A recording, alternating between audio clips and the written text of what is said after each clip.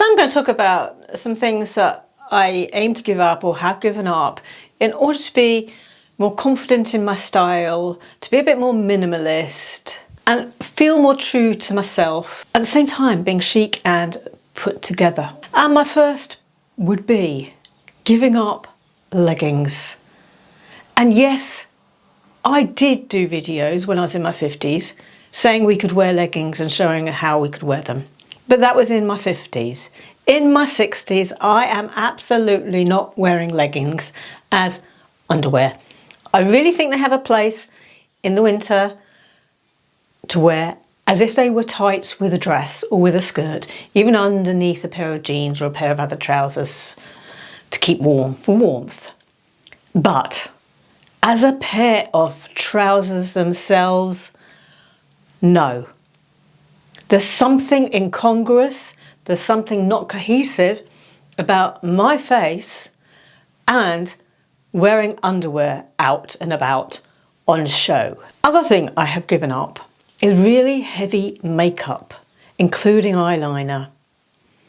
Really, there are a couple of newsreaders on a news channel that I watch who are still wearing the makeup they wore when they were in their 20s and 30s and they were on TV then. But my husband has a phrase when he sees one of them, it says, it's almost like she's a parody of herself.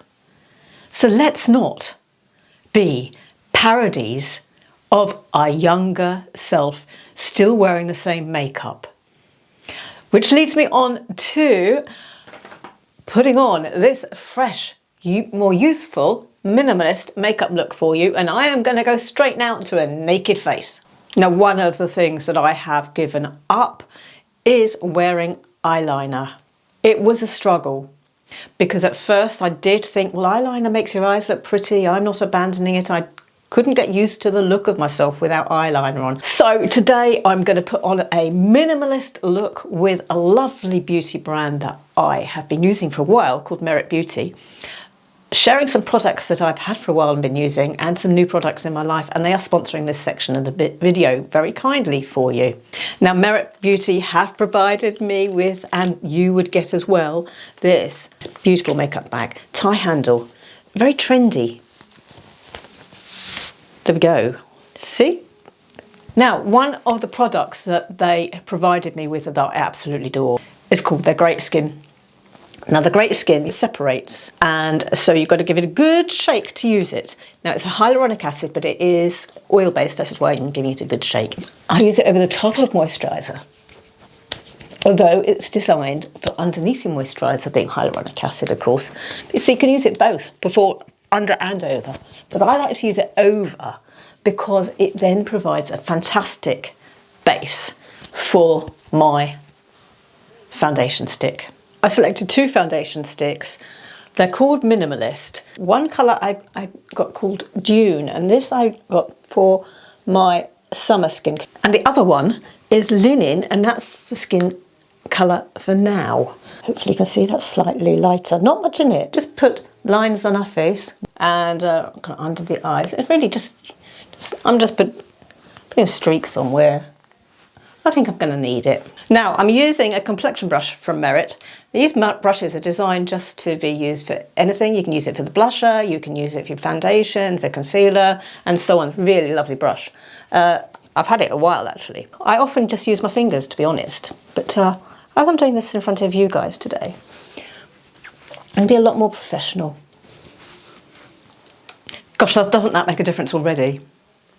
I feel so much less naked now talking to you. Flush balms. Now, Merit are known for their flush balms. They're iconic. These, I've got 3. Let me show you first of all Cheeky, because I've had this one for a couple of years and I just love it. It's so easy to carry around in your bag and pop it on during the day while you're out, because you can use it on your lips as well as your cheeks. I have 2 others. One I can't pronounce very well because I don't know if it's archival or archival. So anyway, archival, archival.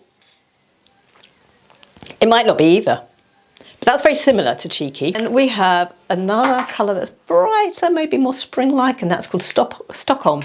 And I have seen rave reviews about Stockholm, so I thought that I'd get that too. Now all these colours I've selected are suitable for cooling skin tones such as mine. Products I'm showing you are going to be on the website as exclusive sets using my link. You also get a 15% discount using that link as well on the sets. So I'm going to just put it high up on here, and I'm not going to use much. The reason I'm not going to use much is because it comes up darker on camera. And if I use enough for me in normal daytime, I will end up looking like Baby Jane to you on the camera. So it looks like I'm not putting much on. Now let's try Stockholm on our lips, so you can see what I mean about pairing the two up and how that's an easy way of having makeup in your bag for the day. And your lips and your cheeks match as well, so that's wonderful. Now there again, you see, I could leave the look like that, couldn't I? But we're not going to. Now I've just wiped the Stockholm off my lips because I am going to show you lipstick, but let's move on to putting on some eyeshadow. Now I've picked up an eyeshadow called Studio that is a cool taupe. You need only use a finger and a swipe, and so this is the one colour I'm putting on for a minimalist look. It's just going to go over my lid. It's a sort of satin finish that dries very quickly. Just do the other eye quickly, it's on my finger, and put that on there. So it goes on as a cream, but then once it's on, it's dry. Now there is mascara, of course, to put on. We have a lash lengthening mascara. This is beautiful. Again, it does not run. I was using it yesterday, I've used it other days. It's beautiful to come off at night. I have no panda eyes, no leakage of the mascara during the day. It applies so beautifully. There's no caking, there's no build up. The lashes separate beautifully with this going on. So, and it's a lovely black, which I think compensates and we can get away with if we're not using eyeliner. And it's buildable as well because it goes on and it's such a beautiful application. Eyes are popping. Now I did tell you I was going to show you some lipsticks as well. I picked up one called Millennial and swatched that looks like that. And then another called Baby and swatched it looks like that, the bottom one there. They're very similar, but I'm going to use Baby. I think that will work best with the Stockholm blusher. And they're a satin, so they are not sheer and glossy, and they're going to come off in 5 minutes, and they're not matte to give us that heavy matted look. And if you want to apply a gloss, there is a lip oil in a variety of colours. I picked one called Pink Beet to go over the top. It feels beautiful on.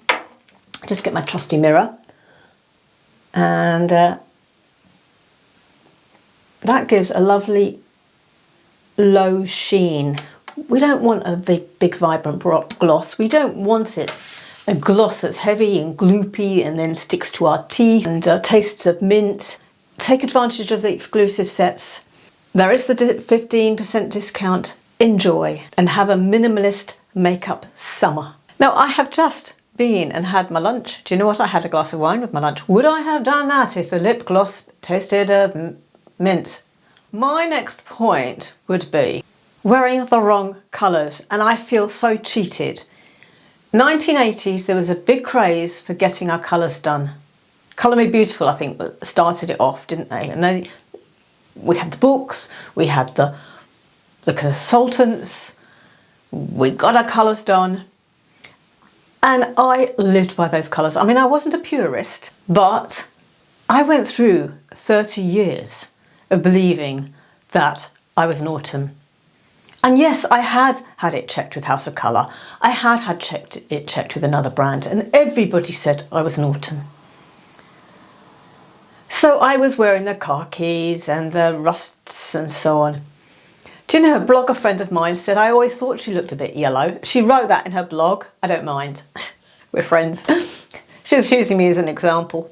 I thought I looked a bit yellow, but I thought looking yellow was what I was supposed to look. So now what I am is cool, deep, soft. So the science of having your colours done has changed. So let's move with the times. You may need to get them redone because the science has changed. You may need to get them redone just because you've changed. Or maybe you were wrongly diagnosed in the first place. Time is too short. We're in our 60s. How many more years have we got left compared to how many years have we lived? I doubt we're going to live to 120, so I don't think it's the same amount of time. So it's too short to go around wearing the wrong colours. But at the same time, let's be relaxed about it. If you are warm and you love denim, wear it. Don't worry too much about it. It's okay to ignore it. And talking of what suits us, sometimes we want to balance fashion with what suits us, because fashion may not suit us, a particular item in fashion. But I love fashion. I love playing with fashion. I love playing with clothes. I love trying new styles and new silhouettes and new looks. But that's me. And that's partly my job, isn't it? But I've always enjoyed it. But you might not. You may want to follow fashion as a purist, or you may not want to follow fashion and trends at all. And both are okay. I'm in the middle, and that's also okay. Now, I would like to remind you that there are a lot of AI channels coming along. Those AI channels won't necessarily give you ideas of where to shop. They won't give you a individualistic, personal person like me talking to you opinion. So it's important to support, particularly now, the influencers who are real, standing in front of a camera, that you love. If you watch the videos regularly, just press subscribe, because it's absolutely free. And it'll keep us going. It'll keep us doing this. And I want to get to 100,000. No, what I will get is a plaque that I can show my children. And I think, although they're incredibly proud of me, I really think it'd be fantastic if I can say to my children in their 20s, look, your mum's got a silver plaque from YouTube. And isn't that something they can tell their friends as well? And then their friends tell their mothers and say, look, there's hope. You know, you're not past it when you're in your 60s. Comfort on our feet is so much more important than style and wearing high heels and squashing our feet into pointed toes. If we are wearing a comfortable pair of shoes, our face isn't screwed up, our posture is not hunched and awkward and so on, we can walk, we can stride, we can stand youthfully. We can be on our feet all day, walking, doing touristy things, standing at a bar, and our face won't look sour. So yes, I'm perfectly relaxed about wearing flip-flops, Fit-flops, the brand as well, Clark's flip-flops, flat sandals, I love the flat Tom sandals, Birkenstocks. Yes, and anybody who says Birkenstocks are ugly shoes, you don't have my feet. You don't have the pain I have in my toes from neuropathy. So think about your pain point. When you are listening to influencers, even me, when you're listening to me, if you've got a pain point and you cannot do what I'm suggesting or what I'm going to do or what I'm saying is what we should be doing, ignore me. Please, please ignore me. The overriding thing is that you are comfortable. Comfortable in your body, feet, comfort zone even maybe. So I don't give a flying fig whether Birkenstocks are ugly shoes. If they are comfortable for me to walk on, I will walk on them. So you tell me, what are your pain points? Let's discuss this. I'd love to know what you struggle with and what your solutions are, because you might be helping somebody else in my community. So do comment your pain points, your solutions, or just your pain point, and say you're looking for a solution. Someone else might have the answer. This is not just about me having the answers. I don't have all the answers. No one has all the answers. But somebody else might have, you might have an answer for someone else. I want to make sure that I'm updating my look year on year. I don't want to be wearing and looking like I'm stuck in the 1980s, 90s, 2000s, 5 years ago and so on. I think one of the things that we can really very, very easily do to update our look every couple of years is to buy a modern shaped pair of jeans. And at the moment, there are several modern shaped pairs of jeans, and this has been the case for a few years, whereas before it was skinny and that was it, just skinny, skinny, skinny, skinny, skinny, skinny. Now we've got flared, we've got boot cut, we've got carrot, we've got barrel, we've got wide leg. or you've got straight. So if you want an up-to-date pair, you've got a lot of choice. So have at least one pair of straight jeans for just typical classic dressing, preferably in a dark indigo colour, and try a modern shape. Changing your jacket every couple of years, getting an up-to-date jacket, because jackets change in length. They go from hip or mid-thigh up to cropped, up to loose, then down to loose or fitted. Lapels change. Are they going to be collared? You know, and so on. At the moment we're looking at sort of very loose, wide, low to the hips denim jackets. Do you think a denim jacket's a denim jacket? No, it's not. It changes shape every few years. There's also, at the moment, there's these very lovely sort of Harrington type shapes and bomber jackets. Collar, sharp collar. I mean, that's another thing, isn't it? Collars change. But buttons and zips, and I think that's a lovely modern addition to a wardrobe. And if you've got a modern jacket and a modern pair of jeans, you can put them two together and wear it with a classic t-shirt. You've got a great modern outfit. But equally, your jacket can go with your straight jeans, or your old-fashioned jeans, or old-fashioned trousers, or old-fashioned skirt. And equally, your jeans can go with, say, a dated-looking top, etc., etc. Jacket, jeans, very simple, very minimalist way of updating your look every couple of years. We shouldn't really be worrying too much about not being authentic to ourselves as well. We've got to be authentic to ourselves. That's going to make us feel better about ourselves, not feel uncomfortable.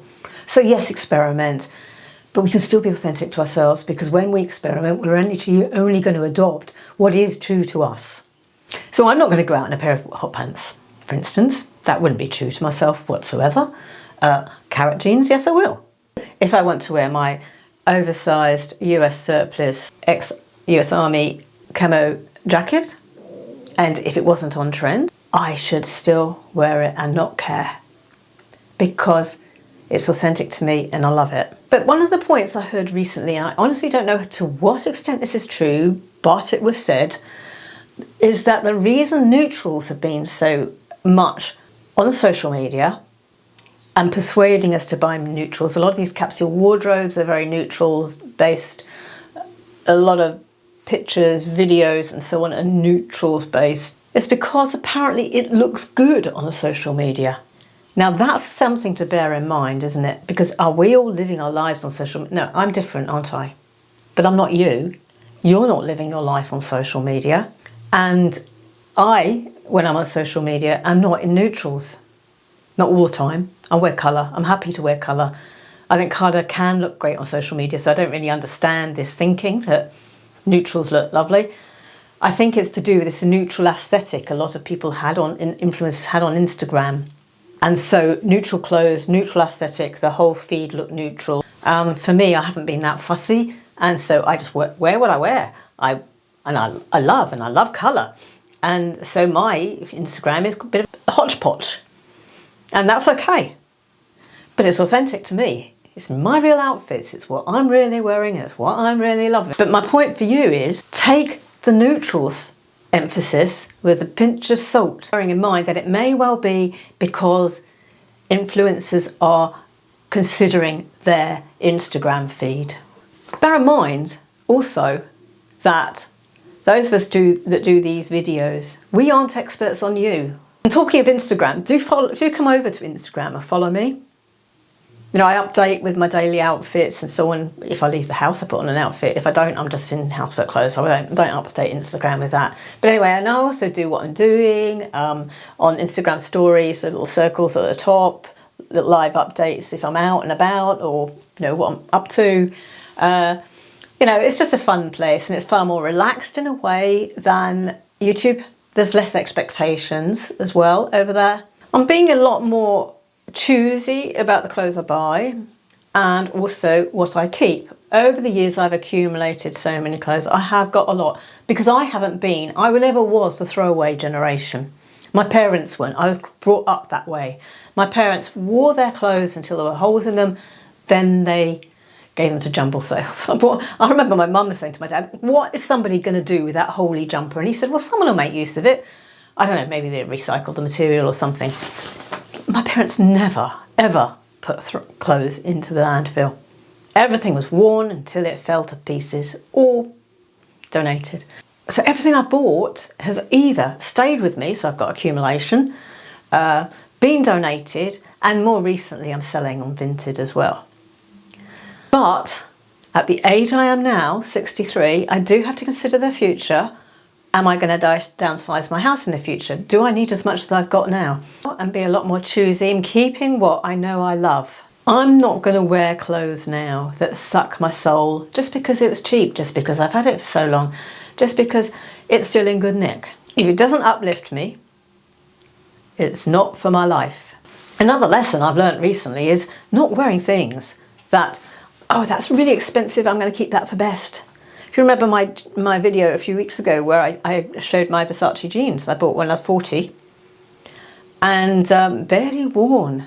23 years I've barely worn them because they're sort of a flared wide leg, and that went out of fashion. And how long were skinnies around? 10 years? So there's no way I was going to wear that pair of jeans. Then I put on weight and so on anyway. I can now wear them, I can fit in them, but my lesson there is just don't. Don't save something for best because you've wasted your money. If it's cost you a lot to buy it, wear it. And along those lines as well is don't have masses of cheap clothes. Here's a challenge for you. Look in your wardrobe.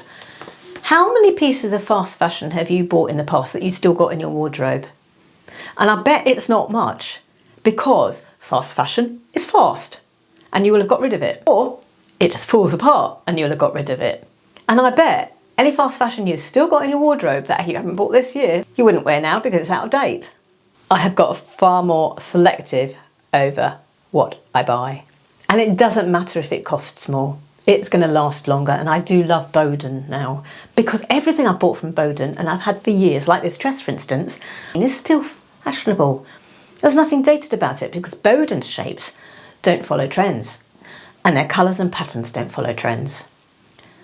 They always somehow manage to look fresh and chic, stylish, despite never being on trend. And everything I have bought in the past has just lasted for years. Now here's a point that I want your help with. Life is too short for us to carry on wearing the wrong bras. And I really struggle with this because I find bras either are supportive and give us good coverage, or they don't and we don't have seams. But when we've got support and coverage, we seem to have a seam that runs down here and through a t-shirt and so on, that shows. If you've got an answer to that and have found the perfect bra, whichever country you're in, please say in the comments your perfect bra brand and style and the country you're in, because some underwear is only going to be available in certain countries. For instance, I think Wacol is popular in the States, but I don't think we can get that in the UK. Now you're going to want to know, having talked all about trends, my take on the 2025 spring trends. And this is, you know, you've got to take trends with a pinch of salt. It's opinions and it's predictions, and predictions aren't necessarily going to actually happen. And that goes for anybody who makes a video or writes an article or a blog. Any prediction is a prediction, not a certainty. But anyway, have a go. The video's waiting for you here.